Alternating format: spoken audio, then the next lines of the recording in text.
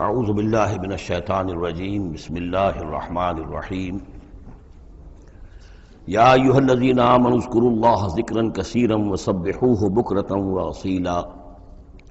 هو الذی یصلی علیکم وملائکتہ لیخرجکم من الظلمات الی النور وکان بالمؤمنین رحیما۔ صدق اللہ العظیم۔ اہل ایمان اللہ کا ذکر کیا کرو کثرت کے ساتھ۔ ذکر کثیر سے مراد کیا ہے؟ کہ انسان کسی بھی حال میں ہو اللہ کو یاد رکھے۔ پنجابی میں ایک کہاوت ہے، ہتھ کارول دل یارول۔ کام آپ کر رہے ہیں، کوئی بھی کر رہے ہیں، لیکن یہ کہ آپ کا دل اللہ کے ساتھ لگا ہونا چاہیے۔ اس کا جو بہترین طریقہ ہے وہ یہ ہے کہ تمام جو بھی معمولات زندگی کے ہیں ان کے ساتھ ہی حضور صلی اللہ علیہ وسلم سے مسنون دعائیں ہیں۔ گھر میں داخل ہو رہے ہیں تو دعا مانگیے، باہر نکل رہے ہیں تو دعا مانگیے، بازار میں داخل ہو رہے ہیں تو دعا مانگیے، بازار سے باہر آ رہے ہیں دعا مانگیے، بیت الخلاء میں داخل ہو رہے ہیں دعا ہے۔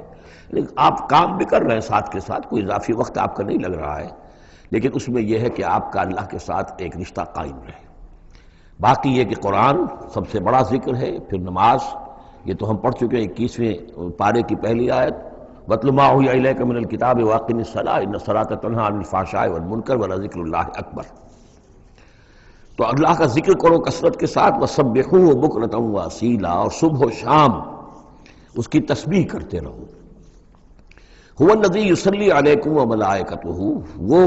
تم پر اپنی رحمتیں بھیجتا رہتا ہے، اپنی عنایتیں اور شفقتیں نازل فرماتا رہتا ہے، نہ صرف وہ خود بلکہ اس کے ملائکہ بھی۔ اب یہ دیکھیے وہی لفظ ہے کہ جو حضور کے بارے میں آیا ہے، ان اللہ و ملائکتہ یصلون علی النبی، یقیناً اللہ اور اس کے فرشتے نبی پر رحمتیں بھیجتے ہیں۔ لیکن یہ فرمایا جا رہا کہ ایک عام اہل ایمان کو بھی حصہ ملتا ہے اس میں سے، اللہ کی عنایتیں ہیں، اللہ کی رحمتیں ہیں۔ وہی لفظ استعمال ہو رہا ہے اہل ایمان کے لیے۔ هو الذی یصلی علیکم وملائکتہ لیخرجکم من الظلمات الی النور، وہ اپنی رحمتیں اور عنایتیں نازل فرماتا رہتا ہے، وہ بھی اور اس کے فرشتے بھی، تاکہ نکالے تمہیں اندھیروں سے روشنی کی طرف۔ وَكَانَ بِالْمُؤْمِنِينَ رَحِيمًا، اور یقیناً اللہ تعالیٰ کے اہل ایمان کے حق میں وہ بہت رحیم ہے۔ تحیتہم یوم یلقونہ سلام، ان کی دعا جو ہے جس روز کہ وہ اللہ سے ملیں گے ہوگا سلام۔ وَأَعَدَّ لَهُمْ أَجْرًا كَرِيمًا، اور اللہ تعالیٰ نے ان کے لیے بہت باعزت اجر فراہم کیا ہوا ہے۔ یا ایھا النبی انا ارسلناک شاہدا ومبشرا ونذیرا وداعیا الی اللہ باذنہ وسراجا منیرا۔ اے نبی، اب یہاں نوٹ کیجئے، اے نبی، ہم نے بھیجا ہے آپ کو۔ یہ نبوت اور رسالت کا کے درمیان جو ربط و تعلق ہے وہ بھی یہاں پر واضح ہو جائے گا۔ جیسے جس کسی شخص نے CSP کا امتحان پاس کر لیا، اب اس کی اپوائنٹمنٹ ہوتی ہے کسی جگہ پر، جاؤ وہاں پر DC لگو، یا وہاں کوئی اور عہدہ جو ہے، ایک ہے اپوائنٹمنٹ، ایک ہے کاڈر۔ نبوت کاڈر ہے،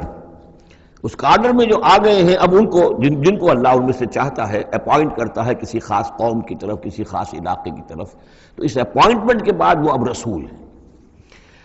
یا ایھا النبی، اے نبی، اسی لیے کہا جاتا ہے کہ حضور کی نبوت کا ظہور جو ہوا ہے وہ پہلی وحی سے۔ وہ سورہ علق کی 5 آیتیں، اقرأ بسم ربک الذی خلق، خلق الانسان من علق، اقرأ وربک الاکرم الذی علم بالقلم، علم الانسان ما لم یعلم۔ اب ان 5 آیتوں میں کہیں تبلیغ کا حکم نہیں ہے، یہاں سے نبوت کا تو آغاز ہو گیا، لیکن یہ کہ رسالت کا آغاز ہوا ہے جب آپ کو تبلیغ کا حکم آیا، یا ایھا المدثر قم فانذر وربک فکبر۔ اب یہاں سے رسالت کا آغاز ہوا، تو نبوت اور رسالت کے اس فرق کو ذہن میں رکھیں۔ یا ایھا النبی، اے نبی، ہم نے بھیجا ہے آپ کو شاہداً گواہ بنا کر۔ اب اس پر ہم گفتگو کر چکے ہیں، لتکونوا شہداء علی الناس ویکون الرسول علیکم شہیدا، اور یہ یکون الرسول شہیدا علیکم وتکونوا شہداء علی الناس، سورہ بقرہ میں آیت آئی اور سورہ حج میں آ چکی ہے۔ اور مبشر اور نذیر، بشارت دینے والے، خبردار کرنے والے، یہ تو بہت مرتبہ آ چکا ہے، جمع کے صیغے میں، واحد کے صیغے میں۔ وداعیا الی اللہ باذنہ، اللہ کی طرف بلانے والے اس کے حکم سے۔ یعنی ایک داعی اور بھی ہوتا ہے جو اللہ کا کوئی بندہ ہے، کوئی صوفیاء میں سے ہے، کوئی اللہ کا نیک آدمی، وہ بھی لوگوں کو بلا رہا ہے اللہ کے راستے کی طرف، لیکن نبی رسول کا کام یہ ہو جاتا ہے کہ وہ اس پر مامور ہے کہ وہ بلائے۔ اس میں زمین و آسمان کا فرق ہے، کہ ایک ہے کہ حفظان صحت کے اصولوں پر تمام شہریوں کو جو ہے اس پہ خیال رکھنا چاہیے، عمل کرنا چاہیے، گلیوں میں گندگی نہ ہو، یہ نہ ہو، وہ نہ ہو، یہ تو گویا کہ اصول شہریت میں سے ہے۔ ایک محکمہ ہے جو قائم کیا گیا اسی کام کے لیے، وہ تو مامور ہیں، وہ تو تنخواہ اسی کی لیتے ہیں، لہذا وہ ہم وقت اسی کام کے اوپر لگے ہوئے ہیں۔ تو اسی طریقے سے دفاع وطن ہے، ویسے تو ہر شہری کا فرض ہے کہ اس کے لیے اپنے آپ کو ہر وقت تیار رکھے، لیکن ایک فوج آپ نے تیار کی ہوئی ہے جو اسی کام کے لیے۔ تو رسول تو گویا کہ وہ پھر داعی اللہ باذن ہی، اللہ کے حکم سے معمور من اللہ ہو کر پھر وہ جو ہے دعوت دیتا ہے۔ وسراجا منیرا، اور آپ کو ایک بہت روشن چراغ بنا دیا، چراغ ہدایت۔ وبشر المومنین بان لهم من اللہ فضل کبیرا، اور اہل ایمان کو آپ بشارت دے دیجئے کہ ان کے لیے اللہ کی طرف سے بہت بڑا فضل ہے۔ ولا تطع الکافرین والمنافقین ودع اذاہم، اور آپ ان کافروں اور منافقوں کی باتیں نہ مانیے، ان کی طرف دھیان بھی مت دیجیے۔ ودع اذاہم، اور وہ جو کچھ بھی اذیت آپ کو دینا چاہ رہے ہیں، تکلیف پہنچا رہے ہیں، کوفت پہنچا رہے ہیں، دفع کیجیے ان کی ایذاؤں کو۔ وتوکل علی اللہ، اللہ تعالیٰ پر توکل کیجیے۔ وکفیٰ باللہ وکیلا، اللہ کافی ہے آپ کے لیے سہارا، اور آپ کی مدد کرنے کے لیے اللہ کافی ہے۔ یہ کچھ نہیں بگاڑ سکیں گے، جو چاہیں سکینڈلز اٹھا لیں، جو چاہیں آپ کے خلاف سازشیں کر لیں، آپ کا بال بیکا نہیں کر سکیں گے۔ یا ایھا الذین آمنوا اذا نکحتم المؤمنات ثم طلقتموہن من قبل ان تمسوہن، اب ایک حکم یہاں پر طلاق کے ضمن میں بھی آ رہا ہے۔ پہلے آ چکا ہے کہ اگر نکاح ہو چکا ہے کسی سے اور کوئی مہر مقرر نہیں ہوا تھا، لیکن پھر بھی طلاق اگر دے دی ہے تو بہرحال اسے کچھ نہ کچھ مہر جو ہے وہ اس کو کچھ نہ کچھ دے دلا کے رخصت کرنا چاہیے۔ اور اگر ملاقات سے قبل نکاح دی ہے، طلاق دے دی ہے، مہر مقرر ہو چکا تھا تو آدھا مہر دینا ہوگا۔ اب یہاں مسئلہ آ رہا ہے عدت کا۔ یا ایھا الذین آمنوا، اہل ایمان، اذا نکحتم المؤمنات، جب تم مومن خواتین سے نکاح کرو، ثم طلقتموہن من قبل ان تمسوہن، پھر کوئی سبب ایسا ہو جائے کہ اس سے پہلے کہ تمہاری ان سے ملاقات ہو، تم انہیں چھو، انہیں تم طلاق دے دو، فما لکم علیہن من عدۃ تعتدونہا، تو پھر تمہارا کوئی حق نہیں ہے کہ وہ عورت جو ہے عدت کرے اور اس کو تم عدت پوری کرواؤ اس سے، اس لیے کہ تمہاری ملاقات ہی نہیں ہوئی، کوئی سوال ہی پیدا نہیں ہوتا کہ اس کے رحم میں کوئی بچہ جو ہے اللہ تعالیٰ نے اس کو تخلیق فرما دیا ہو۔ لہذا عدت تو اس لیے ہوتی ہے کہ یہ بات پوری طریقے سے واضح ہو جائے کہ اس معاملے میں سابق شوہر سے کسی کے اس کے وطن میں کوئی کسی کا حمل نہیں ہے۔ وَمَتِّعُوهُنَّ، تو انہیں کچھ دے دلا کر رخصت کرو، وَسَرِّحُوهُنَّ سَرَاحًا جَمِيلًا، اور اپنے ہاں سے رخصت کرنا ہو تو بڑی خوبصورتی کے ساتھ رخصت کرو۔ یا ایھا النبی انا احللنا لک ازواجک اللاتی آتیت اجورہن، اے نبی ہم نے آپ کے لیے حلال ٹھہرایا ہے آپ کی ان تمام ازواج مطہرات کو جنہیں آپ نے باقاعدہ مہر دیا ہے۔ وما ملکت یمینک، اسی طرح جو آپ کی ملک یمین ہے، بانیاں ہیں، لونڈیے ہیں، مما افاء اللہ علیک، جو اللہ تعالیٰ نے آپ کو فے کے طور پر دے دی ہوں۔ جیسے آپ کو معلوم ہے کہ یہ ماریہ قبطیہ جو آئی تھی رضی اللہ تعالیٰ عنہ، یہ بھی جو مقوقس تھا مصر کا، اس کا حکمران، اس نے ہدیے کے طور پر بھیجی تھی۔ وہ بنات امنے کا، وہ بنات اماتے کا، اسی طرح آپ کے لیے نکاح کرنا جائز ہے اپنی چچا کی بیٹیوں سے اور اپنی پھپھیوں کی بیٹیوں سے، وہ بنات خالے کا، اور اپنے ماموں کی بیٹیوں سے، وہ بنات خالات کا، اپنی خالاؤں کی بیٹیوں سے، اللاتی ہاجرن معک، جنہوں نے آپ کے ساتھ ہجرت کی ہے۔ وامرأۃ مومنۃ، اسی طرح ایک مومن عورت، وہ بھی آپ کے لیے حلال ہے کہ آپ اس سے نکاح کریں، ان وہبت نفسہا للنبی، اگر وہ ہبہ کر دیتی ہے اپنا نفس نبی کو، یعنی وہ مہر بھی نہیں مانگتی، وہ کہتی ہے کہ میں اپنے آپ کو ہبہ کر رہی ہوں۔ ان اراد النبی ان یستنکحہا، اگر نبی کا ارادہ ہو کہ وہ ان سے نکاح کرے، خالصۃ لک من دون المؤمنین، یہ جو ہے رعایت آپ کو دی گئی ہے تمام اہل ایمان سے علیحدہ رکھ کر،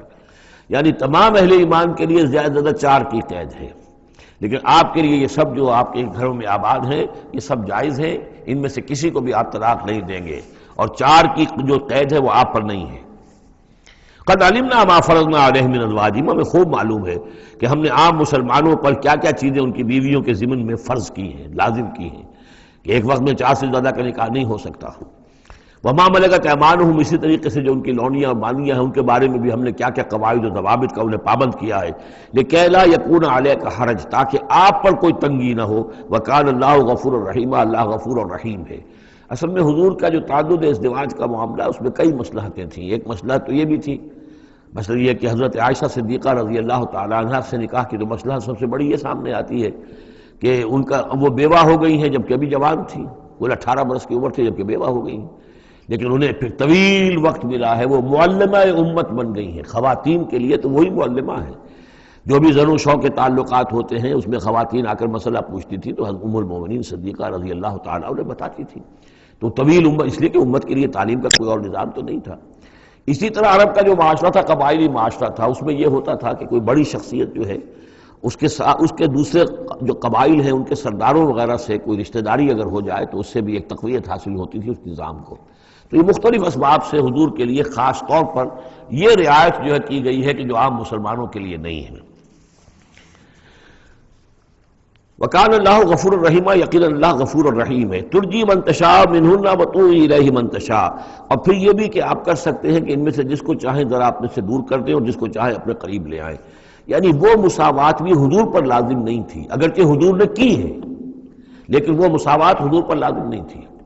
اس لیے کہ آپ کو یہ اجازت دی گئی تھی کہ اگر اپنی ازواج مطہرات میں سے کسی کو ذرا فاصلے پر کر دیں، ذرا اس سے اپنا وقت وغیرہ دینا کم کر دیں تو کوئی حرج نہیں تھا، آپ پر کوئی اس کی ملامت نہیں تھی اللہ کی طرف سے۔ کسی کو زیادہ آپ اپنے پاس رکھیں یا زیادہ اس کے پاس ٹھہرے تو اس میں بھی کوئی پابندی آپ پر نہیں تھی۔ صاف اجازت دی گئی ہے ترجی من تشاء، جو دور ذرا کر دے اپنے سے جس کو چاہے، وتؤوی الیک من تشاء، اور جس کو چاہے اپنے پاس قریب کر لو، ومن ابتغیت ممن عزلت، اور جسے آپ نے کہیں ذرا سا اپنے سے پرے کر دیا ہو اگر انہیں دوبارہ قریب اپنے لانا چاہو فلا جناح علیک، تو اس میں بھی آپ پر کوئی حرج نہیں ہے۔ ذالک ادنیٰ ان تقر اعینہن، یہ زیادہ قریب تر ہے اس سے کہ ان کی آنکھیں بھی ٹھنڈی رہیں، ولا یحزن، اور وہ رنجیدہ نہ ہوں، یعنی ایسا نہ ہو کہ کسی اپنی زوجہ محترمہ سے آپ ذرا زیادہ دیر کے لیے جو ہے وہ دور رہیں، ایسا بھی نہیں ہونا چاہیے، ان کی بھی آنکھوں کی ٹھنڈک رہنی چاہیے۔ وَيَرْضَيْنَ بِمَا آتَيْتَهُنَّ كُلَّهُنَّ، اور تاکہ وہ سب کی سب راضی رہیں ان چیزوں سے جو آپ انہیں دیتے ہیں۔ حضور کا معاملہ یہ تھا کہ آپ نے کامل مساوات برتی ہے، ناپ تول کے ساتھ، نان نفقہ سب کا برابر، وقت اپنا سب کے ساتھ برابر، باریاں مقرر ہیں اور باریوں پہ ہی آپ سب شب باشی فرماتے تھے، آج ان کے پاس ہے، کل ان کے پاس ہے، پرسوں ان کے پاس ہے۔ ایک وقت آپ نے رکھا تھا جب مدینے میں آپ ہوتے تھے تو عصر اور مغرب کے درمیان چند منٹ کے لیے، 5-7 منٹ کے لیے آپ سب کے ہاں ہو آتے تھے تاکہ سب سے اس روز کی ملاقات ہو جائے۔ باقی یہ ہے کہ شام کو شب باشی، ظاہر بات ہے رات کو کی ایک کے ہاں ہوتی تھی، اور ہر چیز کے اندر جو ہے حضور نے صلی اللہ علیہ وسلم پوری مساوات کی ہے، اور اس پر بھی آپ کہتے تھے اللہم ھذا قسمی فیما املک، اے اللہ جو چیزیں میرے اختیار میں ہیں، جن میں ناپ تول ہو سکتا ہے اس میں تو میں نے برابر کی تقسیم کر دی ہے، فلا تلمنی فیما تملک ولا املک، تو اللہ مجھے اس پر ملامت نہ ہو کہ جو میرے اختیار میں نہیں بلکہ تیرے اختیار میں، یعنی میرا دلی رجحان اگر ان میں سے کسی ایک طرف زیادہ ہے تو ظاہر بات ہے انسان کو اس کے اوپر اختیار نہیں ہے، اور یہ سورہ نساء میں آ بھی چکا ہے کہ یہ معاملہ تو تم چاہو بھی تو اس میں تمہارے لیے ممکن ہی نہیں ہے کہ اس قلبی رجحان کو بھی برابر تقسیم کر سکو، یہ تمہارے اختیار میں نہیں ہے، تو ظاہر بات ہے اس کے اوپر اللہ تعالیٰ کی طرف سے بات کچھ بھی نہیں ہے۔ واللہ یعلم ما فی قلوبکم، اللہ جانتا ہے جو کچھ کے تمہارے دلوں میں ہے، وقال اللہ علیما حکیما، اللہ علیم اور حکیم ہے۔ لا یحل لک النساء من بعد، لیکن اب اس کے بعد جتنے بھی نکاح آپ کر چکے ہیں اب آپ کے لیے کوئی اور نکاح کرنا جائز نہیں ہے۔ یہ صورتحال بس اب فل سٹاپ لگ گیا ہے، اب نہ تو ان میں سے کسی کو آپ طلاق دیں گے اور نہ ہی مزید کوئی شادی کریں گے۔ ولا ان تتبدل بہن من ازواج، اور نہیں یہ کہ آپ ان میں سے کسی کی جگہ کسی اور کو لائیں گے۔ ولو اعجبک حسنہن، خواہ آپ کو وہ بہت پسند بھی آئی ہو، اگر کسی خاتون کی طرف آپ کی رغبت ہو بھی گئی ہو بربنائے طبع بشری، تو اب آپ کو مزید نکاح کی اجازت نہیں ہے۔ دیکھیے قرآن مجید صاف صاف بات کرتا ہے، خود حضور نے صاف بات کی ہے، مجھے تمہاری اس دنیا سے دو ہی چیزیں پسند ہیں، یا شاید تین چیزیں پسند ہیں، ایک تو یہ کہ خوشبو پسند ہے، ایک عورتیں مجھے پسند، تو جو آپ نے اس میں قطعاً کوئی آپ نے جھجک نہیں رکھی کہ جو باتیں ہیں، جو بھی فطرت ہے انسان کی اور جو بھی اللہ تعالیٰ نے بنائی ہے اس کے مطابق، تو آپ نے فرمایا کہ مجھے تو دلچسپی ہے، کوئی شک نہیں۔ وَلَوْ أَعْجَبَكَ حُسْنُهُنَّ، اگرچہ کوئی آپ کو زیادہ ہی پسند آ جائے لیکن یہ کہ اب آپ کو اجازت نہیں ہے نکاح کی، إِلَّا مَا مَلَكَتْ يَمِينُكَ، سوائے اس کے کہ جو آپ کی باندی ہو، کوئی لوڈی ہو، کسی جنگ میں اگر وہ معاملہ ہو جاتا ہے تو اس کا معاملہ علیحدہ ہے، یہ نکاح کا معاملہ ہے۔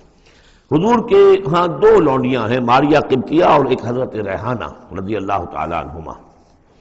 وَكَانَ اللَّهُ عَلَىٰ كُلِّ شَيْءٍ رَقِيبًا، اللہ تعالیٰ ہر چیز پر نگران ہے، ہر چیز کا پہرا دے رہا ہے۔ یا ایھا الذین آمنوا لا تدخلوا بیوت النبی الا ان یؤذن لکم، اب دیکھیے جو ہم سورہ نور میں پڑھ آئے ہیں کہ اے مسلمانوں تم کسی گھر کے اندر داخل نہ ہو جب تک کہ تمہیں حتیٰ تستانسوا ویؤذن لکم، اور اجازت نہ تمہیں مل جائے اور تم ان سے جو ہے پہلے بات چیت کرو، اذن لے کر داخل ہو۔ یہ سورہ نور میں آیت نمبر 27 اور 28، حتیٰ تستانسوا، اور 28 میں آیا یؤذن لکم۔ لیکن یہ اس سے پہلے حکم آ رہا ہے، یہ حکم بھی سب سے پہلے نبی کے گھر کے بارے میں آیا، جیسا کہ میں بتا چکا ہوں، یہ سن 5 کا نزول ہے، وہ سن 6 کا نزول ہے، پھر اس کو ایکسٹینڈ کیا ہے تمام مسلمانوں پر۔ یا ایھا الذین آمنوا، اہل ایمان مت داخل ہو جایا کرو نبی کے گھروں میں، الا ان یؤذن لکم، الا یہ کہ تمہیں اجازت دی جائے، الی طعام غیر ناظرین اناہ، کھانے کے لیے اگر تمہیں بلایا جائے تو ایسا نہ ہو کہ پہلے ہی جا کے دھرنا مار کر بیٹھ جاؤ کہ کھانا تیار ہو رہا ہے تو بیٹھے ہوئے وہاں۔ ولیکن اذا دعیتم فادخلوا، جب تمہیں بلایا جائے تب داخل ہو، فاذا طعمتم فانتشروا، جب کھانا کھا لو تو پھر وہاں سے منتشر ہو جاؤ، چلے جاؤ۔ ولا مستانسین لحدیث، اور وہاں بیٹھ نہ رہو وہ ڈیرا جما کر کہ اب حضور کی باتیں سنیں گے، کچھ گفتگو ہوگی تو بیٹھے رہیں۔ ان ذالکم کان یؤذی النبی، یہ چیز نبی کے لیے ایذا کی باعث تھی، انہیں تکلیف پہنچا رہی تھی۔ وہی جو پرائیویسی ہے گھر کی، اب اس میں یہ ہے کہ کوئی آ گیا ہے اور دھرنا مار کے بیٹھا ہوا ہے، اور حضور کی مروت ہے، حضور شرافت کی وجہ سے کچھ کہہ بھی نہیں سکتے ہیں، اور ظاہر بات ہے وہ کوئی ایک ایک کنال کے اور ایک ایک ایکڑ کے گھر تو تھے نہیں، وہ چھوٹا سا کوئی ایک حجرہ ہے۔ اب اسی میں بعض اوقات ایسا ہوتا تھا کہ حضرت عائشہ کے حجرے میں کوئی شخص آ گیا ملنے کے لیے، اس نے اذن چاہا تو حضور نے بلا لیا، تو حضرت عائشہ ذرا پیٹھ موڑ کر بیٹھ گئی، اپنی کمر ادھر کر دی، کوئی چادر اوپر لے لی، اور کہاں جگہ تھی وہاں پر، وہیں پر آ کر وہ شخص آ کے اپنی بات کرتا تھا پھر چلا جاتا تھا۔ تو فرمایا کہ یہ چیزیں جو ہے یہ یقیناً تکلیف باعث بن رہی تھی۔ ان ذالکم کان یؤذی النبی فیستحیی منکم، تو وہ تو تم سے حیا کرتے ہیں، کہہ نہیں سکتے کچھ۔ واللہ لا یستحیی من الحق، اللہ کو حق کے بیان کرنے میں کوئی جھجک نہیں ہے۔ وَإِذَا سَأَلْتُمُوهُنَّ مَتَاعًا فَاسْأَلُوهُنَّ مِنْ وَرَاءِ حِجَاب، اب یہ پہلی مرتبہ لفظ حجاب آیا ہے قرآن میں۔ جب تمہیں نبی کی بیویوں سے کوئی چیز مانگنی ہو تو پردے کی اوٹ سے مانگو۔ یہ گویا کہ اس پردے اور حجاب کے لیے پہلا حکم آیا ہے کہ دروازوں کے اوپر پردے ڈال دیے جائیں، اور یہ کہ پردے کے پیچھے سے رو در رو ہو کر نہیں، ایک دوسرے کے آمنے سامنے ہو کر نہیں، پردے کے پیچھے سے مانگو۔ یہاں سے حجاب کا سلسلہ اب شروع ہوا۔ ذالک اطہر لقلوبکم وقلوبہن، یہی زیادہ پاکیزہ طرز عمل ہے تمہارے دلوں کے لیے بھی، ان کے دلوں کے لیے بھی۔ ظاہر بات ہے کہ مرد اور عورت کے درمیان جو بھی اللہ تعالیٰ نے رکھی ہے، کشش رکھی ہے، اب ان چیزوں میں بہتر یہی ہے کہ نگاہ ایک دوسرے پر نہ پڑے۔ وما کان لکم ان تؤذوا رسول اللہ، اور تمہارے لیے یہ بالکل جائز نہیں ہے کہ تم اللہ کے رسول کو ایذا پہنچاؤ۔ اصل میں اس مسئلے میں ایک بات اور بھی سمجھ لیجئے، حضور کے ساتھ معاملہ خاص بھی تھا۔ ایک تو یہ کہ یہ تمام اصلاحات ہیں جو تمام مسلمان معاشرے کے لیے ہیں، لیکن یہ کہ اس کے لیے چیریٹی بگنز ایٹ ہوم، پہلا کام جو شروع کیا گیا ہے وہ محمد رسول اللہ کے گھر سے۔ لیکن ایک دوسرا مسئلہ بھی ہے کہ جو منافق تھے اور ان میں سے جو شریر تھے،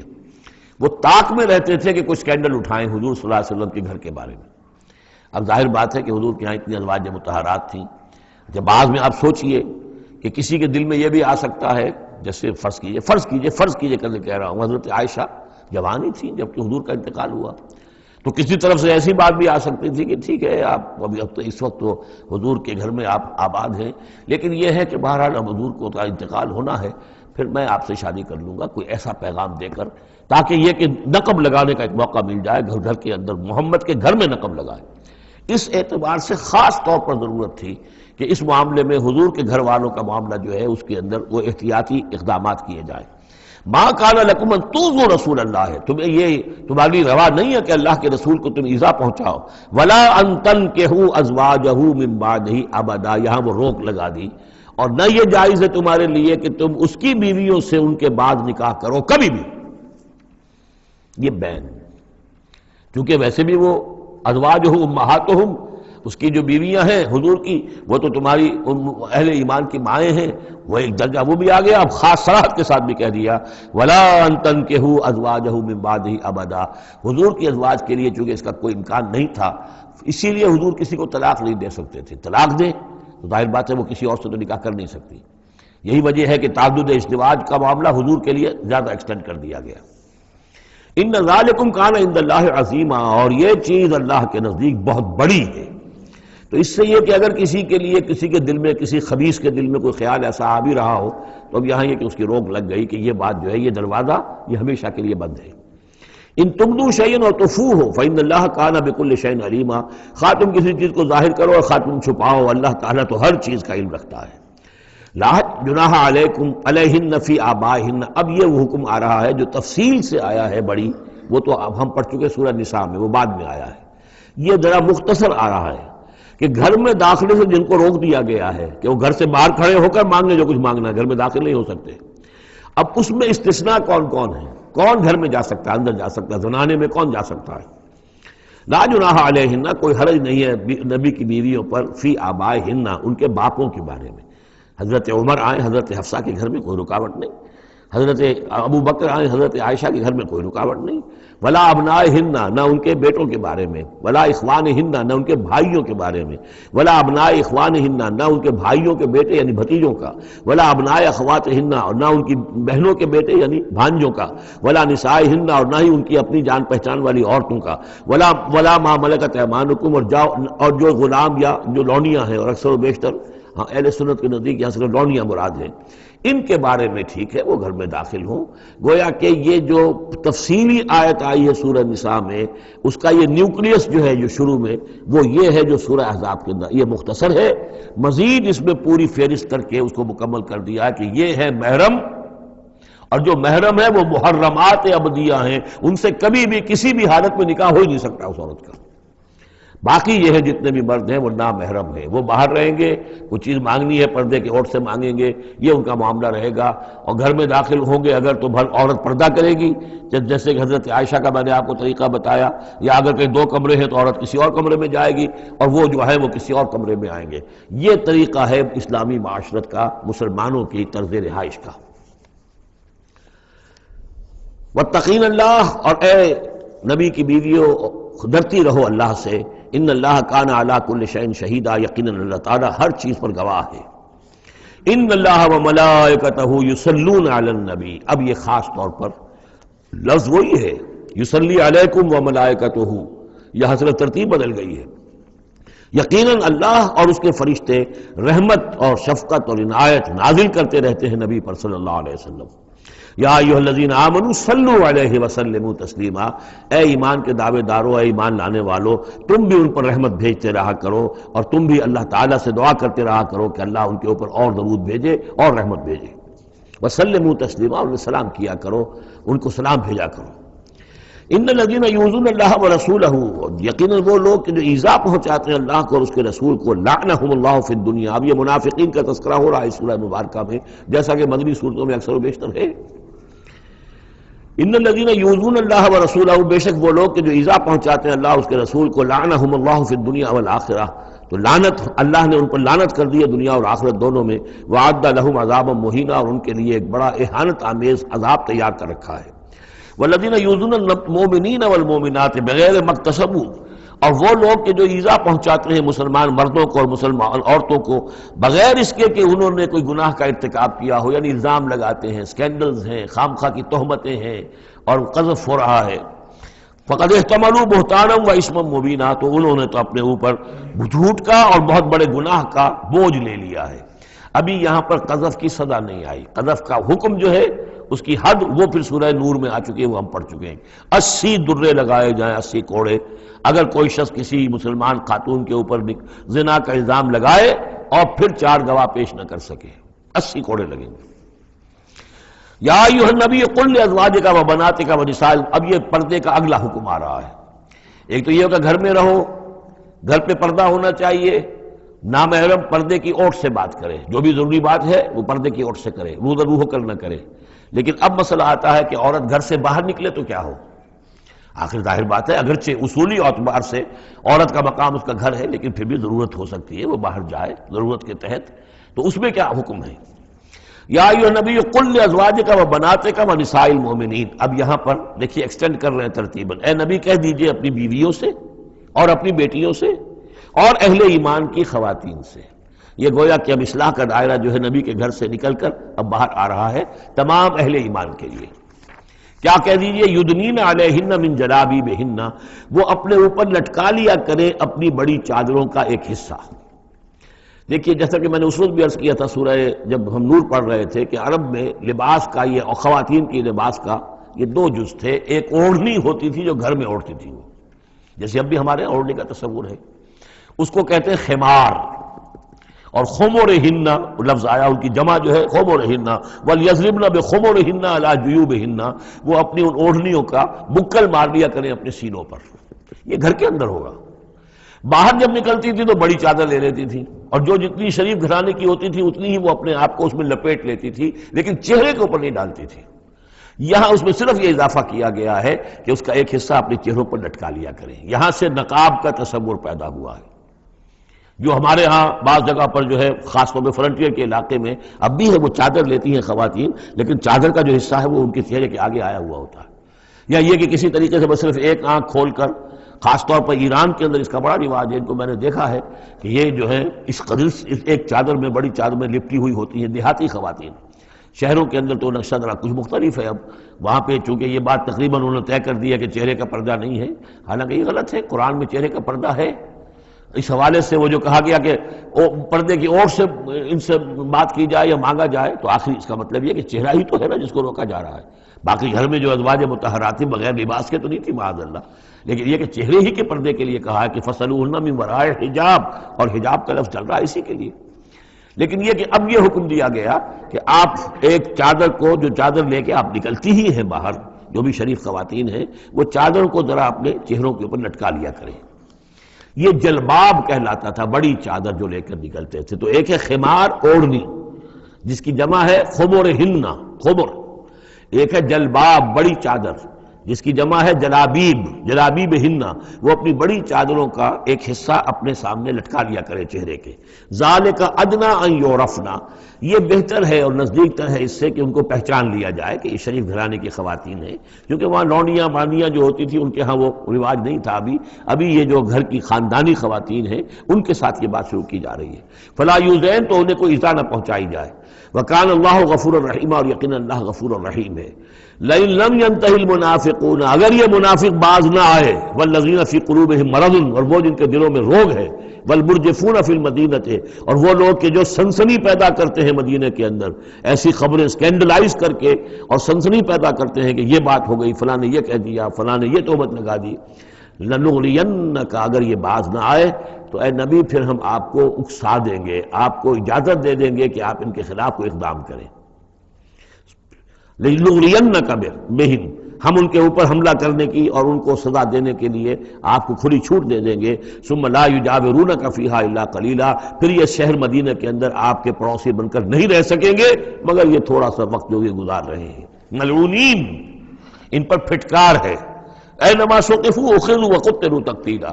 جہاں بھی یہ پائے جائیں، پکڑے جائیں اور قتل کیے جائیں، ٹکڑے کر دیے جائیں. لیکن یہ وہ حکم جو ہے یہ ایک اللہ تعالیٰ کی بیزاری اور شدت ناراضگی کا مظہر ہے. لیکن منافقین کے اعتبار سے کبھی اس طرح کا کوئی اقدام حضور کی سیرت میں ثابت نہیں ہے. سنت اللہ فی الذین خلوا من قبل، یہ اللہ کی سنت ہے، اللہ کا طریقہ ہے، اللہ کا قانون ہے. یہ ان قوموں کے بارے میں، امتوں کے بارے میں بھی جو پہلے گزر چکی ہیں. وَلَن تَجِدَ لِسُنَّتِ اللَّهِ تَبْدِيلًا، اور تم نہیں پاؤ گے اللہ کی سنت کے اندر کوئی تبدیلی. وَلَن تَجِدَ لِسُنَّتِ يَسْأَلُكَ النَّاسُ وَلَن تَجِدَ لِسُنَّتِ اللَّهِ تَبْدِيلًا،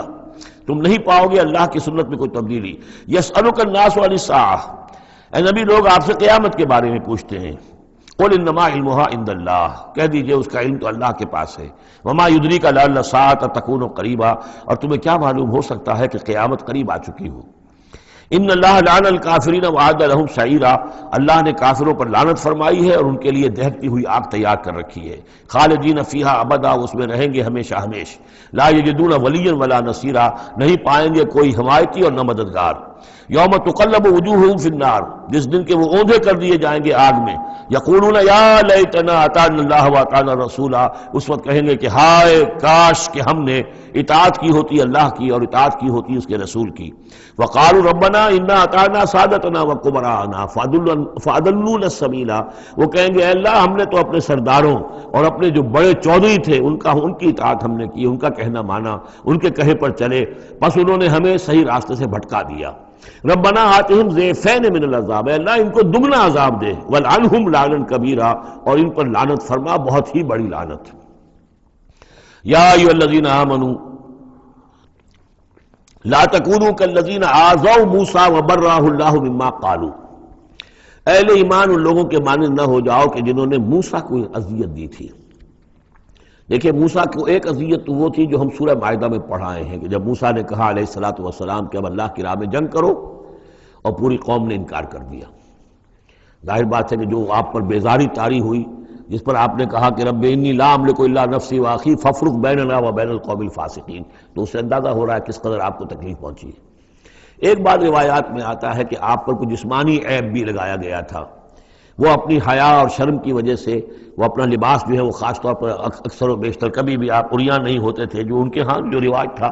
ان میں یہ ہے کہ اتنا لحاظ نہیں رکھتے تھے، لیکن یہ کہ اب انہوں نے یہ کہنا شروع کر دیا کہ کوئی عیب ہے ان کے اندر جسمانی طور پر جس کی وجہ سے یہ اتنے شرم اور حیا کا مظاہرہ کرتے ہیں۔ بہرحال اللہ تعالیٰ نے اس کے لیے ایک سبیل پیدا کی، ایک لمبا قصہ ہے کہ جو احادیث میں موجود ہے۔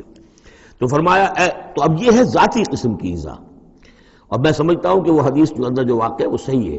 اس لیے کہ یہاں بھی ذاتی قسم کی ایذا ہے جس کا تذکرہ ہو رہا ہے کہ حضور کو حضور کے ازواج مطہرات کے حوالے سے کوئی اس طرح کا سکینڈل اٹھا کر جو ہے تو وہ تو تکلیف، جیسے کہ سورہ نور میں ہم پڑھ آئے ہیں کہ کس قدر دن آپ پر سخت گزرے ہیں وہ، جبکہ حضور حضرت عائشہ پر جو ہے وہ تہمت لگائی گئی تھی۔ تو یا ایھا الذین آمنوا لا تکونوا کالذین آذوا موسیٰ، ان لوگوں کے مانند نہ بن جاؤ کہ جنہوں نے موسیٰ کو اذیت دی تھی، فبرأہ اللہ مما قالوا، تو اللہ تعالیٰ نے انہیں بری ثابت کیا، ان کی ثابت کر دیا کہ ان میں وہ عیب نہیں ہے جو انہوں نے ان پر لگایا تھا۔ وکان عند اللہ وجیہا، اور وہ تو اللہ کے نزدیک بہت وجیح انسان تھے، صاحب حیثیت، صاحب وجاہت۔ یا ایھا الذین آمنوا اتقوا اللہ وقولوا قولا سدیدا، اہل ایمان اللہ کا تقوی اختیار کرو اور بات کرو سیدھی، خاص طور پر یہ گھریلو زندگی کے اندر چونکہ یہ معاملات ہو رہے ہیں تو یہ کہ گھریلو زندگی میں خاص طور پر انسان جو ہے زبان کا استعمال جو ہے اس میں محتاط رہے۔ یصلح لکم اعمالکم، اللہ تعالیٰ تمہارے سارے اعمال درست کر دے گا، ویغفر لکم ذنوبکم، اور اگر کبھی کسی نسیان یا کسی جذبات کے رو میں کوئی غلطی ہو جائے گی تو اللہ تعالیٰ تمہاری خطائیں بخش بھی دے گا۔ وَمَن يُطِعِ اللَّهَ وَرَسُولَهُ فَقَدْ فَازَ فَوْزًا عَظِيمًا، اور جو کوئی بھی اللہ اور اس کے رسول کی اطاعت پر کاربند ہو گیا اس نے تو بہت بڑی کامیابی حاصل کر لی۔ یہ دو آیتیں جو ہیں، یا ایھا الذین آمنوا اتقوا اللہ وقولوا قولا سدیدا یصلح لکم اعمالکم ویغفر لکم ذنوبکم ومن یطع اللہ ورسولہ فقد فاز فوزا عظیما، یہ بھی حضور نے خطبہ نکاح میں شامل کی تھی، جیسے سورہ نساء کی پہلی آیت، یا ایھا الناس اتقوا ربکم الذی خلقکم من نفس واحدۃ وخلق منها زوجها وبث منهما رجالا کثیرا ونساء واتقوا اللہ الذی تساءلون به والارحام ان اللہ کان علیکم رقیبا، ایک وہ آیت، دو یہ، اور ایک آیت سورہ آل عمران کی، یا ایھا الذین آمنوا اتقوا اللہ حق تقاتہ ولا تموتن الا وانتم مسلمون۔ انا عرضنا الامانۃ علی السماوات والارض والجبال، ہم نے امانت کو پیش کیا آسمانوں پر اور زمین پر اور پہاڑوں پر، فابین ان یحملنها، تو ان سب نے انکار کر دیا اس کو اٹھانے سے، واشفقن منها، اور اس سے ڈر گئے، وحملها الانسان، انسان نے اسے اٹھا لیا، انه کان ظلوما جہولا، یقیناً وہ نادان بھی تھا اور ظالم بھی تھا، یعنی اپنے آپ پر ظلم کیا اتنی بڑی امانت سنبھال کر۔ اب یہ امانت کون سی ہے، اس پر بہت سے اقوال ہیں تفسیری، اب ظاہر بات ہے کہ یہاں ان میں سے کون سا کہ کیا دلیل ہے، کسی کے حق میں کیا دلیل ہے، میں جس کو رد کر رہا ہوں کیوں کر رہا ہوں اس کا موقع نہیں ہے، لیکن میرے نزدیک اور مجھے اس پر جزم ہے، پوری طریقے سے وثوق ہے، اس امانت سے مراد ہے روح، یہ عالم امر کی شے ہے، اور لا کر عالم خلق، یہ ہمارا وجود حیوانی جو ہے یہ عالم خلق کی شے ہے،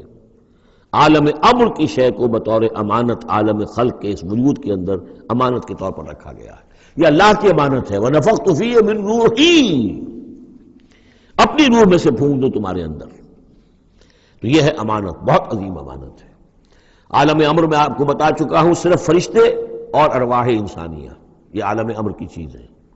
انہی کی جو کمیونیکیشن ہے وہی اس کو بھی امر کہا گیا ہے، عالم امر کی شے ہے۔ باقی جتنے بھی ہے یہ جنات ہوں یا جو بھی حیوانات ہیں، ہمارا بھی جو جسد حیوانی ہے وہ جو ہے عالم خلق کی شے ہے، اور یہی شے ہے اصل میں وہی جس کی بنا پر کہ انسان مسجود ملائک بنا ہے، یہ جو روح ہے اسی کی بنا پر مسجود ملائک ہے، اسی کے بنا پر خلافت ملی ہے، اسی کے بنا پر وحی کا یہ محبت بنا ہے کہ وحی اس کو آ سکتی ہے، جنات کے ہاں وحی نہیں ہے، ان میں روح نہیں ہے، وہی نہیں ہے، کوئی نبی جنات میں نہیں بھیجا گیا، بلکہ انسانوں ہی میں جو نبی آئے انہی کی پیروی جو ہے وہ جنات بھی کرتے رہے۔ اور یہ جو روح کے بھوکے جانے سے پہلے یہ کیفیت تھی، وہ تھا ظلوم اور جہول، یہ میں سمجھتا ہوں کہ انسان کا جو حیوانی وجود ہے، جو میں نے کئی مرتبہ اس سے پہلے بیان کیا، اس میں تو کمزوری ہے۔ خلق الانسان من عجل، خلق الانسان ضعیفا،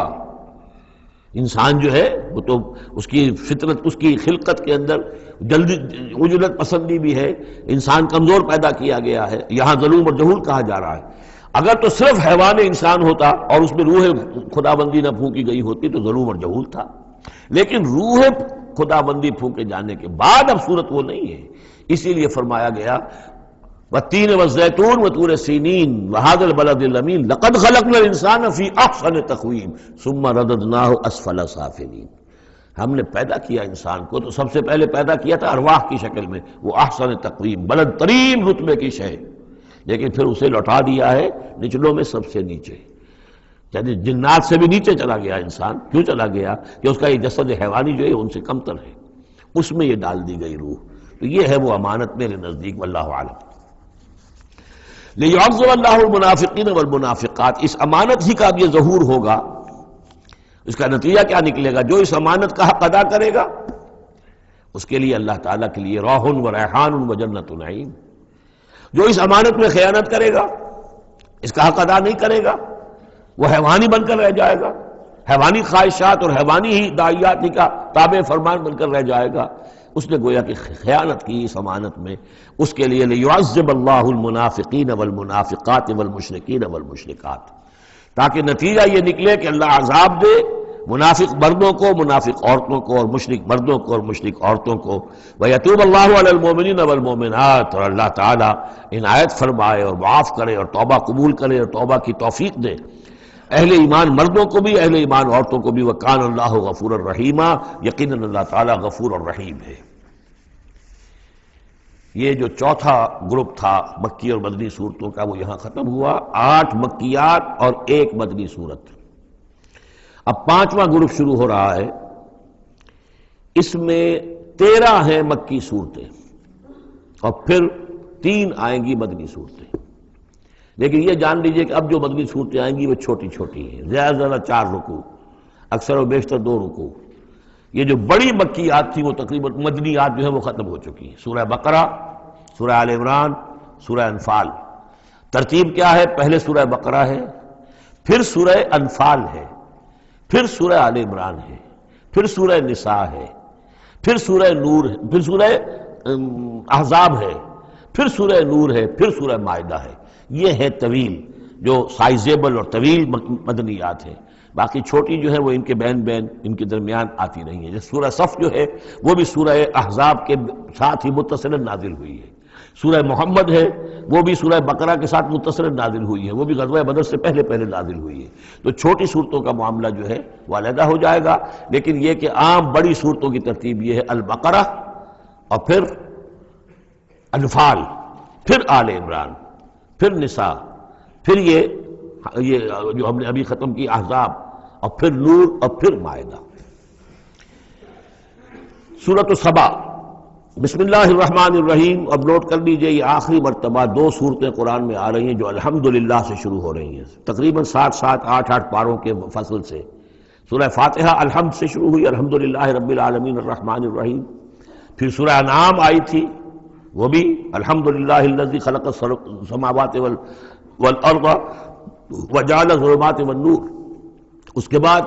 پھر 15ویں پارے میں آئی سورہ کہف، الحمدللہ الذی انزل علی عبدہ الکتاب ولم یجعل لہ عوجا۔ اور اب پھر یہ 7 پاروں کے بعد 22ویں پارے میں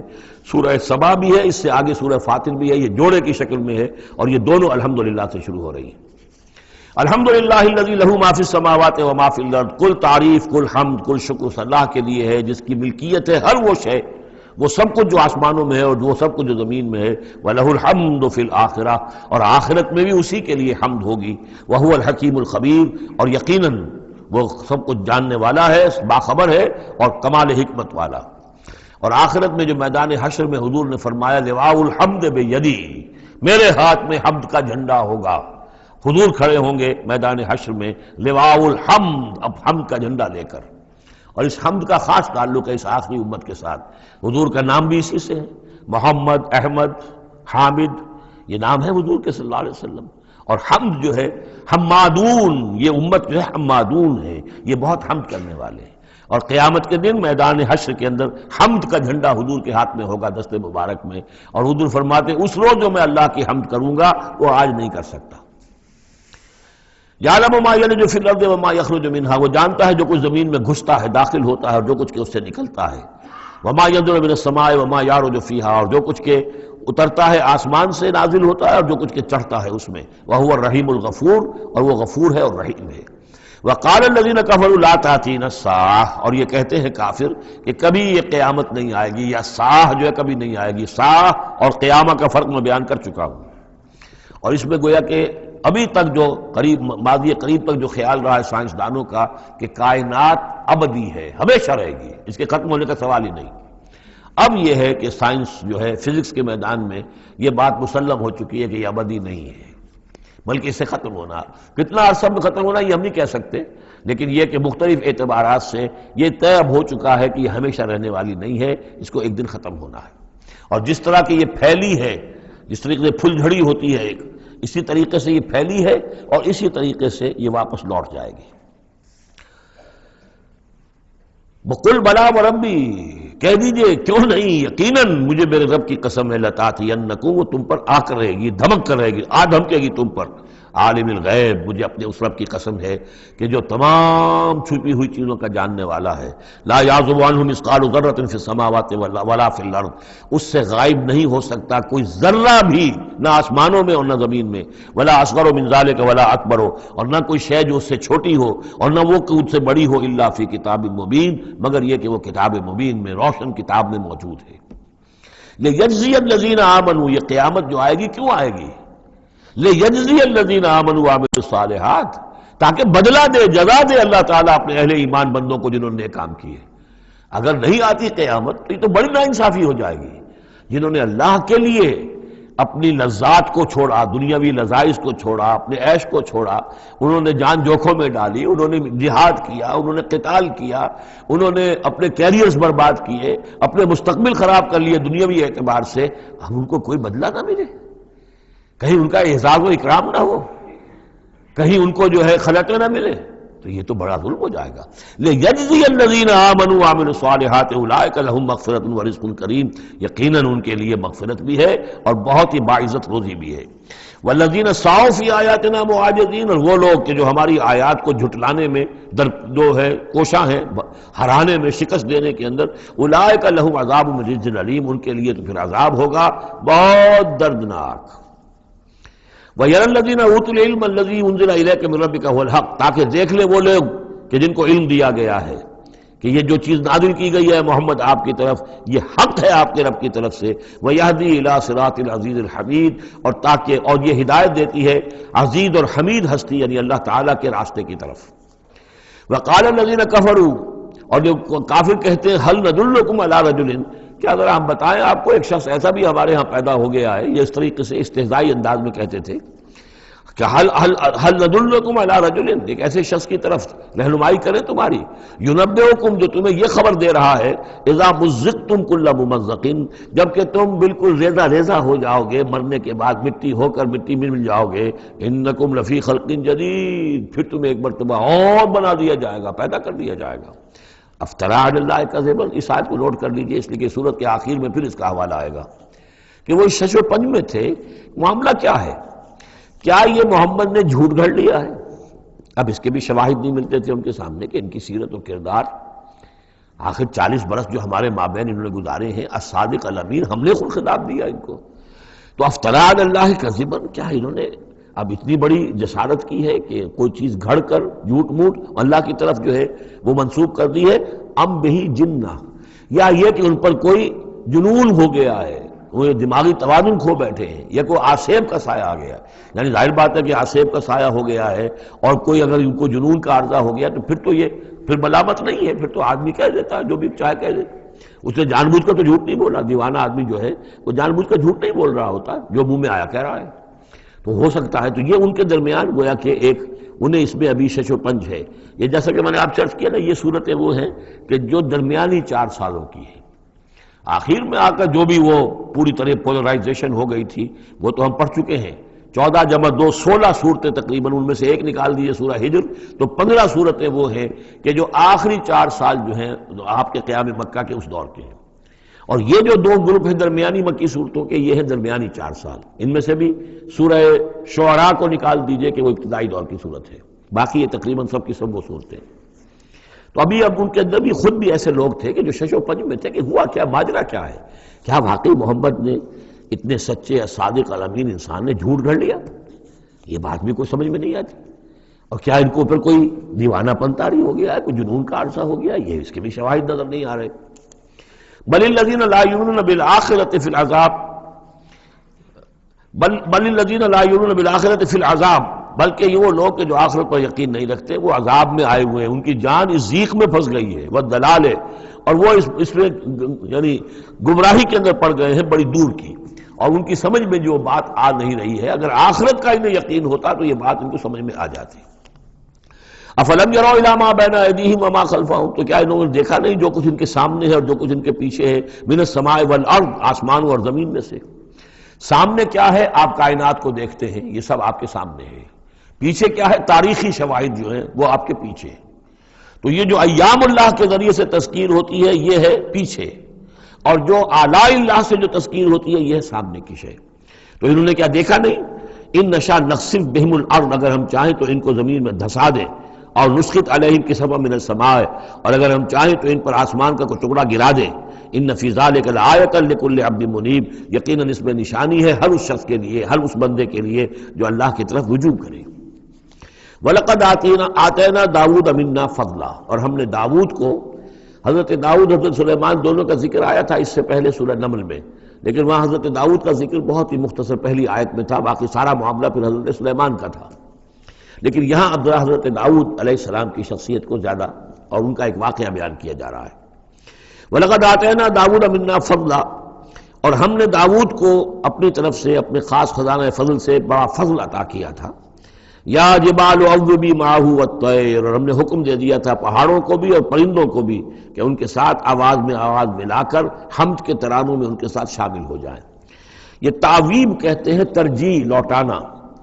جیسے کہ کسی وقت کوئی گانا ہو رہا ہے تو گانے میں کوئی ایک بول ہوتا ہے جو بار بار آتا ہے،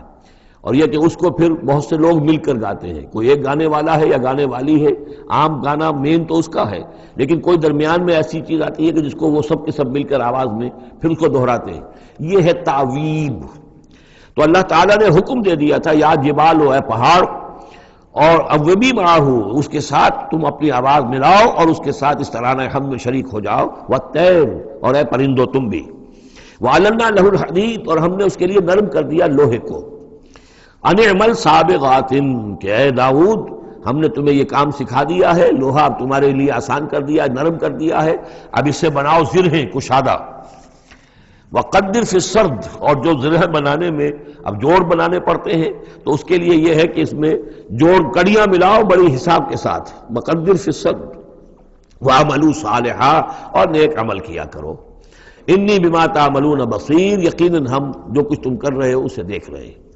وَلِسُلَيْمَانَ الرِّيحُ غُدُوُّهَا شَهْرٌ وَرَوَاحُهَا شَهْرٌ، اور ہم نے ریحا، وَلِسُلَيْمَانَ الرِّيحَ، اور ہم نے حکم دے دیا تھا ہوا کو اور مسخر کر دیا تھا سلیمان کے لیے کہ صبح کو وہ چلتی تھی تو 1 مہینے کی مسافت تک حضرت سلیمان کو لے جاتی تھی، یعنی عام حالات میں جو ان کا اس زمانے کے جو بھی ٹرانسپورٹ کے اور جو بھی مینز آف کمیونیکیشن تھے، تو 1 مہینے میں جو مسافت طے ہو سکتی تھی وہ تیز ہوا جو حضرت سلیمان کے حکم سے چلتی تھی، تو صبح کے وقت وہ صرف ایک صبح میں وہ اتنی دور تک سفر کرا دیتی تھی، وَرَوَاحُهَا شَهْرٌ، اور اسی طریقے سے شام کی منزل بھی 1 مہینے کی مسافت۔ وَأَصَلْنَا لَهُ عَيْنَ الْقِطْرِ، اور ہم نے اس کے لیے جاری کر دیا تھا ایک چشمہ پگھلے ہوئے تانبے کا، وَمِنَ الْجِنِّ، اور جنات میں سے ہم نے ان کے تابع کر دیے تھے، مسخر کر دیے تھے، مَن يَعْمَلُ بَيْنَ يَدَيْهِ، جو ان کے سامنے مشقت کرتے تھے، مزدوری کرتے تھے، ان سے کام لیتے تھے حضرت سلیمان بِإِذْنِ رَبِّهِ، اپنے رب کے اذن سے، وَمَن يَزِغْ مِنْهُمْ عَنْ أَمْرِنَا، اور جو کوئی بھی ان میں سے ہمارے حکم سے کوئی سرتابی کرتا تھا، ٹیڑھا ہوتا تھا، نُذِقْهُ مِنْ عَذَابِ السَّعِيرِ، ہم اس کو عذاب چکھاتے تھے، بہت جلا دینے والا عذاب۔ یعملون لہ، اور یہ شیاطین، یہ جن جو کیا کرتے تھے ان کے لیے، یعملون لہ ما یشاء، ہر عمل کرتے تھے اور وہ چیزیں بناتے تھے جو وہ چاہتے تھے، من محاریب، بڑی بڑی عمارتیں بناتے تھے، بتماثیل، بڑے بڑے مجسمے بناتے تھے۔ اب یہ تماثیل کا بنانا جو ہے شریعت محمدی میں حرام ہو چکا ہے، لیکن یہ کہ معلوم ہوتا ہے کہ اس وقت تک اس کے اندر حرمت نہیں تھی۔ بجفان، جفان کا جواب، اتنے بڑے بڑے کڑھائے ہوتے تھے لگن کہ جیسے کہ وہ تالاب ہیں، اور قدور الراسیات، اور اتنی بڑی دیگیں ہوتی تھی جو ہل نہیں سکتی کہیں، بس وہ مستقل طور پر چولہوں کے اوپر رکھ دی گئی تھی۔ اس قسم کی دیگ سنا ہے کہ اجمیر شریف میں ہے، وہاں جو شیخ معین الدین اجمیری رحمۃ اللہ علیہ کا جو مزار ہے، تو وہاں وہ دیگیں ہیں بہت بڑی بڑی، جن کے اندر جو ہے وہ تو پھر انسان اس کے اندر داخل ہو کر پھر وہاں سے بھر بھر کے وہ لوگوں کو دیتے ہیں، اس لیے کہ وہاں جو ہجوم ہوتا ہے تو اس کے لیے اتنا بندوبست وہاں کیا گیا ہے۔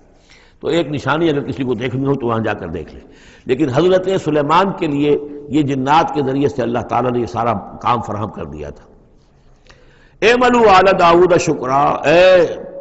داؤد کے گھر والوں، کیونکہ حضرت داؤد کے بیٹے حضرت سلیمان، تو ان سے کہا جا رہا ہے عمل کرو اور احسان مان کر ہماری نعمتوں کا حق ادا کرتے ہوئے، وقلیل من عبادی الشکور، اور واقعہ یہ ہے کہ ہمارے بندوں میں سے، میرے بندوں میں سے شکر کرنے والے کم ہی ہیں۔ فلما قضینا علیہ الموت، جب ہم نے ان پر موت طاری کر دی، ما دلہم علی موتہ، تو ان جنات کو اس کی موت کی خبر نہ ہو سکی، نہیں مطلع کیا اس کی موت پر جنات کو، الا دابۃ الارض، مگر یہ جو گھن ہے دیمک، اس نے، زمین کا کیڑا، تاکل من ساعتہ، کہ وہ کھا گیا اس کو، اس کی وہ جو عصا تھا جس کو لے کر کے ٹیک لگا کر حضرت داؤد کھڑے تھے، وہ جان قبض ہو چکی ہے، انتقال کر گئے، لیکن وہ کھڑے رہے وہاں پر، اور جب وہ عصا جو ہے وہ دیمک چٹ کر گئی اور وہ عصا گرا، ٹوٹا، اور پھر حضرت جو سلیمان کی جو کا جسد جو ہے وہ گرا، تو انہیں معلوم ہوا۔ فلما خرّا، تو جب وہ گر پڑے،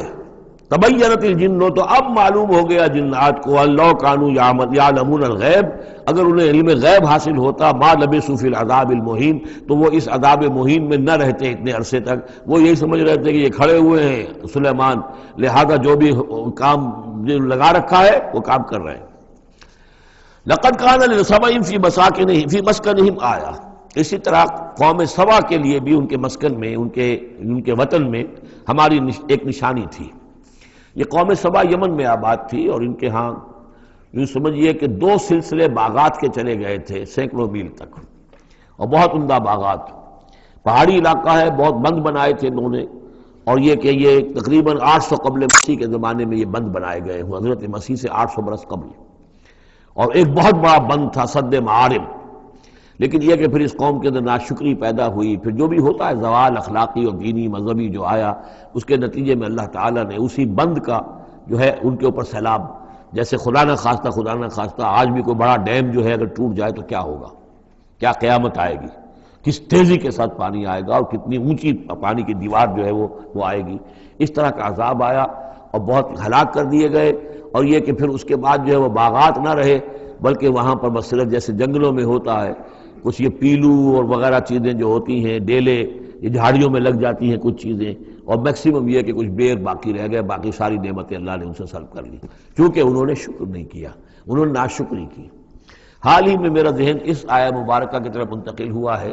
پاکستان کی تاریخ کے حوالے سے، کہ جنتین، اللہ نے ہمیں بھی 2 باغ دیے تھے، ایک مشرقی پاکستان، ایک مغربی پاکستان، لیکن جو صورتحال ہوئی ہے، اور کتنی خوشحالی تھی ابتدا میں دونوں جگہ، اور اب کیا حال ہے دونوں جگہ، تو اس کے اندازہ کر لیجئے ایک ہلکے درجے میں وہی ہے کہ فیہ ذکرکم، ہمارا ذکر جو ہے وہ کہیں نہ کہیں موجود ہے، بشرطے کہ ہم قرآن کو پڑھتے ہوئے اس کے بین السطور بھی پڑھنے کی کوشش کریں۔ لقد کان لسبع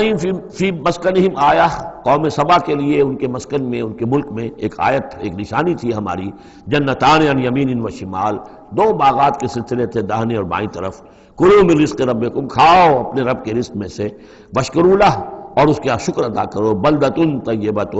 تمہاری یہ بستیاں بہت پاکیزہ ہیں، ورب غفور، اور تمہارا رب جو ہے بہت ہی بخشنے والا ہے۔ فاعرضوا، انہوں نے اعراض کیا، فارسلنا علیہم سیل العرم، پھر ہم نے ان کے اوپر بہت زور کا سیلاب چھوڑ دیا، وبدلناہم، اور ہم نے پھر بدل دیے، بجنتیہم، ان کے ان 2 باغات جن میں ہر طرح کے انواع و اقسام کے پھل تھے، ان کی جگہ پر جنتین دو ایسے باغ ذوات اوکل خمتن کہ کچھ کسیلے قسم کے اس میں کچھ پھل ڈیلے وغیرہ جو ہو جاتے ہیں جھاڑیوں کے اندر، وہ اصل اور جھاؤ، وہ شیء من سدر قلیل، تھوڑا سا بس اگر کچھ رہ گیا تھا وہاں پر تو وہ تھی اگر کوئی اچھی چیز تو وہ کچھ بیر تھوڑے سے۔ ذالک جزیناہم، یہ ہم نے ان کو بدلہ دیا بما کفروا، ان کے کفران نعمت کی وجہ سے۔ وہل نجازی الا الکفور، اور ایسا برا بدلہ ہم دیتے ہیں صرف انہی کو کہ جو ناشکرے ہوں۔ وجعلنا بینہم وبین القری التی بارکنا فیہا، اصل میں یہ ایسٹ ویسٹ ٹریڈ کا جو میں نے آپ کو بتایا معاملہ کہ یہ قریش کی ایک رہی ہے، ان کی اجارہ داری رہی ہے اس کے اوپر، اس سے پہلے اس قوم سبا کے پاس تھا یہی معاملہ۔ قوم سبا جو یمن میں یہ آباد تھے اور ان کا یہ سرسب شاداب علاقہ بھی تھا، بہت خوشبویات یہاں پیدا ہوتی تھیں اور ہر طرح کی بڑی آسودگی تھی۔ بہت پرانے زمانے کے جو کچھ سیاح ہیں انہوں نے حالات بھی لکھے ہیں، تو اس حوالے سے لیکن یہ جو مشرق و مغرب کی ٹریڈ پوری ان کے پاس تھی، یعنی ہند چینی، ہندوستان چین، یہ سارا مشرق سے سارا سامان جو آتا تھا تجارتی وہ یمن کے ساحل پر آ گیا۔ ادھر یورپ سے سارا سامان جو آیا مرچنڈائز وہ آ گیا فلسطین کے ساحل پر، میڈیٹرینین کو کراس کیا فلسطین کے ساحل پر آ گیا۔ اب ان دو پوائنٹس کے درمیان جو ہے ان کے قافلے جاتے تھے، اور اللہ تعالیٰ نے ایسا کیا تھا کہ ایک تو کئی سو میل تک آغاز ہی چلے گئے تھے، پھر یہ کہ آگے بھی یہ ہے کہ تھوڑے تھوڑے وقفے کے بعد ایسی بستیاں آباد کر دی تھی اللہ نے اس راستے پر، راستے ہی پر تھیں، تو گویا کہ راستہ پرامن بھی ہو گیا،